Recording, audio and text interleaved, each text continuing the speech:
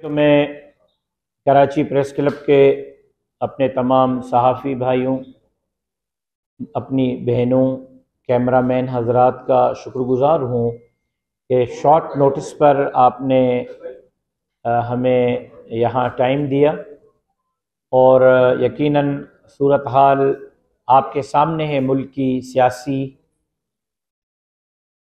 जमीयत उलमा इस्लाम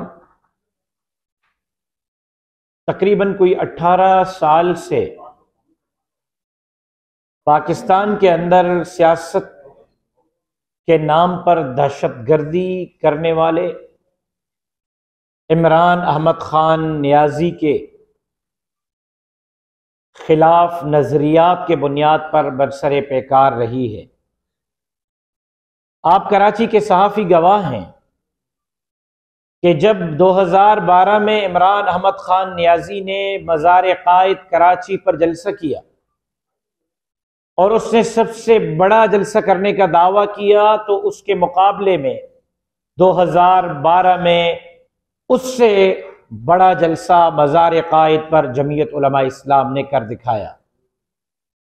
हकीम सईद मरहूम की पेशन गोइयां, जनरल हमीद गुल की पेशन गोइयां, डॉक्टर असरार अहमद की इमरान अहमद खान नियाजी के बारे में पेशन गोइयां, जनाब अब्दुल सत्तार ईदी मरहूम की इमरान अहमद खान नियाजी के बारे में पेशन गोइयां, और 17-18 साल से जमीयत उलमा इस्लाम के लीडरशिप की इमरान अहमद खान नियाजी के बारे में पेशन गोइयां आज साबित हो गई।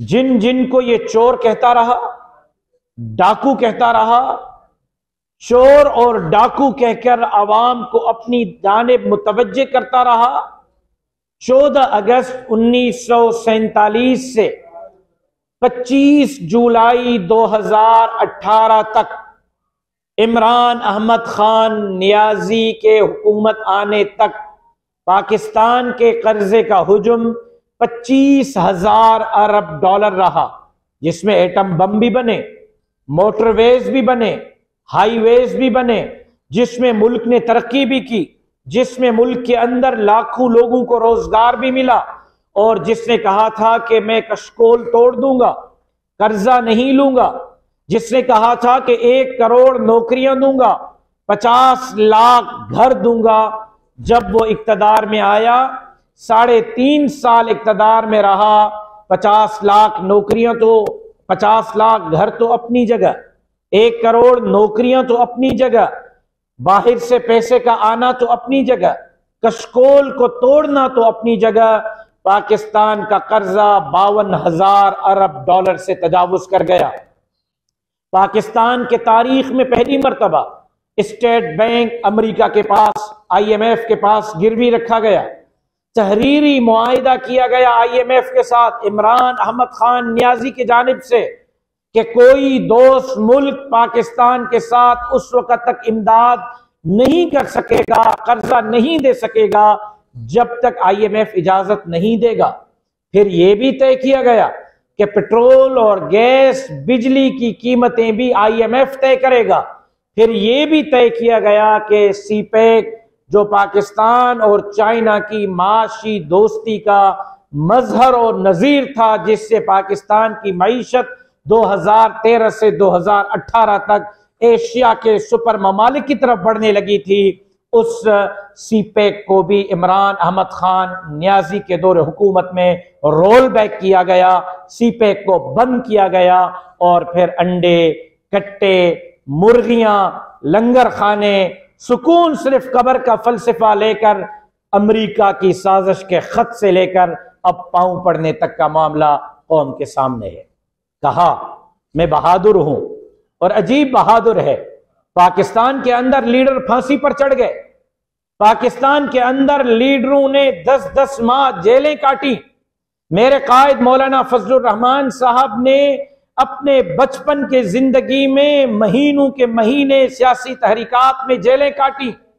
मियां मोहम्मद नवाज शरीफ, मोहतरमा बेनजीर भुट्टो साहिबा, जनाब आसिफ अली जरदारी साहब से लेकर तमाम सियासी वर्करों की दास्तानें भरी पड़ी हैं कि जो आपको जेल में नजर आएंगे जो आपको बगावत और गद्दारियों के मुकदमात में नजर आएंगे। लेकिन जब खान साहब पर कोई FIR होती है तो सबसे पहले अमेरिका को इजहार तशवीश होता है। सबसे पहले अक़वाम मुत्तहिदा के सेक्रेटरी जनरल को परेशानी हो जाती है और वो ब्रैड शर्मन जो कंजर्वेटिव फ्रेंड्स ऑफ इजराइल की तंजीम का अमेरिका में रुकन है, उसके पेट में मरोड़ होते हैं। वो ज़ल्मे खलीलजाद जो अमरीकी सफीर रहा, जिस ज़ल्मे खलीलजाद की अहलिया चेरल बेनार्ड अमेरिकन थिंक टैंक के किताब की मुसन्निफ है, उस यहूदी निजाद औरत अमेरिकन थिंक टैंक किताब की मुसन्निफ औरत चेरल बेनार्ड के शोहर ज़ल्मे खलीलजाद के पेट में मरोड़ पड़ जाते हैं। वो डॉक्टर आसिम जो अमेरिका के अंदर कांग्रेस का रुकन है और कायदियानी है, और वो कायदियानी इमरान अहमद खान नियाजी से मिलने के लिए पाकिस्तान आकर वहां लॉबिंग करता है, और वो कंजर्वेटिव फ्रेंड्स ऑफ इजराइल का रुकन खान साहब का साला ज़ैक गोल्ड स्मिथ मैदान में आ जाता है। क्या ला इलाहा इल्लल्लाह मुहम्मदुर रसूलुल्लाह के कलमे के पोर्ट्रेट पर धावा बोल देना, लाठियां मारना, अगर फ्रांस में कुरान मजीद की कोई बेहुरमती करे तो पूरा पाकिस्तान और आलम इस्लाम सरापा एहतजाज। PTI का कोई रुकन अगर कलमे की तौहीन करे तो मुसलमान क्यों खामोश हैं? पाकिस्तान के अवाम क्यों खामोश हैं? अगर फ्रांस में कुरान मजीद के औराक को जलाया जाता है तो पाकिस्तान में पूरा मुल्क जाम और ब्लॉक हो जाता है। अगर यही खान साहब के वर्कर कोर कमांडर हाउस में मस्जिद को आग लगा दें तो क्यों खामोशी बरती जाती है?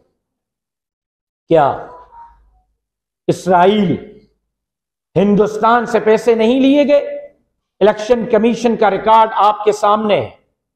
ये जिस केस में गिरफ्तारी की गई, 60 अरब रुपए की करप्शन के बंद लिफाफे में काबीना से इजाजत दी गई, पैसों में खुर्द-बुर्द की गई, और जब उस खुर्द-बुर्द करने वाले से जवाब मांगा जाए तो वो कहता है कि मैं पूरे मुल्क को आग लगा दूंगा। और फिर अजीब दास्तान है कि अफवाज पाकिस्तान को गालियां दी जा रही है।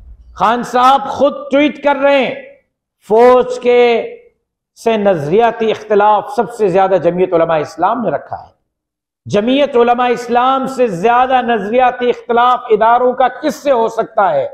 लेकिन मेरे कायद मौलाना फजलुर रहमान थे कि नजरियाती इख्तिलाफात के बावजूद उन्होंने कहा था कि मुल्क पर बुरा वक्त आया तो अफवाज पाकिस्तान के शाना बशाना जमीयत उलमा इस्लाम के कारकुन होंगे।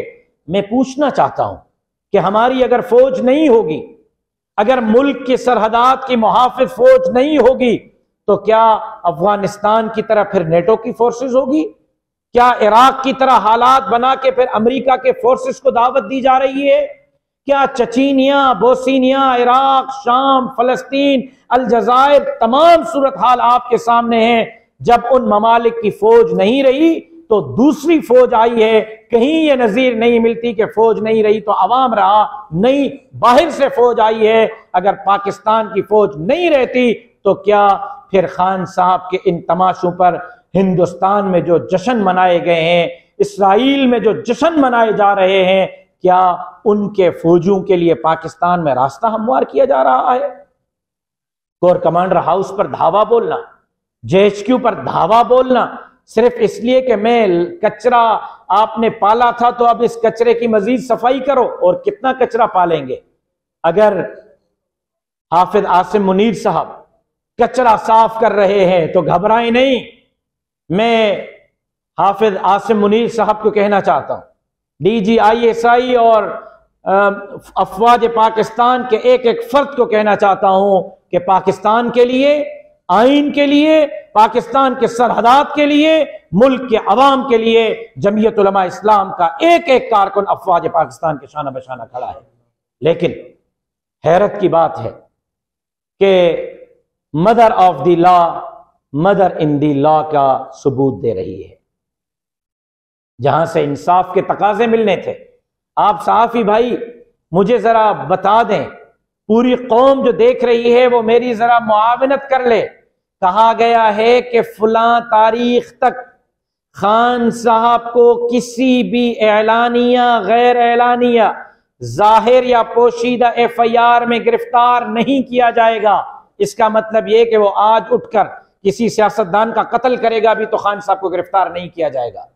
वो किसी हाउस पर धावा बोलेगा भी तो उसको गिरफ्तार नहीं किया जाएगा। वो चोरी करेगा भी तो उसको गिरफ्तार नहीं किया जाएगा। वो करप्शन करेगा भी तो उसको गिरफ्तार नहीं किया जाएगा। पाकिस्तान के अंदर क्या इंसाफ इसको कहते हैं? इस तरह का इंसाफ है कि वो जो कुछ करता रहे उस तारीख तक उसको इजाजत हासिल होगी। और फिर अदलिया के चीफ जस्टिस साहब अपनी मर्सिडीज गाड़ी भेजते हैं। क्या चीफ जस्टिस साहब ऐसे मतलूबा शख्स को जो 60 अरब की करप्शन में नैब को मतलूब हो, जिस पर हाई कोर्ट के चीफ जस्टिस ने गिरफ्तारी को कानूनी करार दिया हो, जिस पर मातहत अदालत ने रिमांड दिया हो, क्या पाकिस्तान के अदलिये के निजाम में ऐसी कोई नजीर मिलती है कि एक रिमांड शुदा शख्स को जमानत दी गई हो, तमाम केसों में दी गई हो, जो जाहिर हैं और जो पोशीदे हैं उनमें भी दी गई हो, और फिर चीफ जस्टिस साहब अपनी मर्सिडीज गाड़ी भेजकर उनको बुला रहे हो। मियां मोहम्मद नवाज शरीफ जब जेल में था, उनकी अहलिया ICU में थी और उन्होंने मिन्नतें की कि मेरी अहलिया ICU में है, मोबाइल फोन दिया जाए, मैं खैरियत मालूम करूं। नहीं दिया गया और 3 घंटे के बाद उनको बैरक में आके इतला दी गई कि आपकी अहलिया वफात पा गई हैं। लेकिन यहां लाडला गिरफ्तार होकर अभी मकाम तक पहुंचता ही है, मोबाइल फोन दिया जाता है और फिर बीवी से बात कराई जाती है, पार्टी वर्कर्स से बात कराई जाती है, और उसके बाद चीफ जस्टिस साहब कहते हैं कि आपको देखकर बहुत खुशी हुई।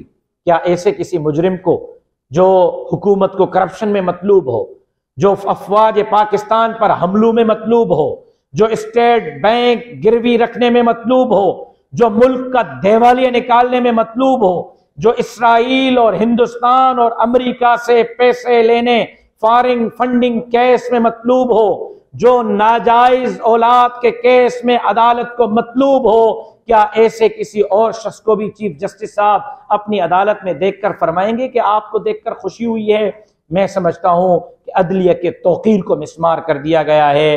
क्यों फुल कोर्ट नहीं बनाया जा रहा? क्यों लार्जर बेंच नहीं बनाया जा रहा?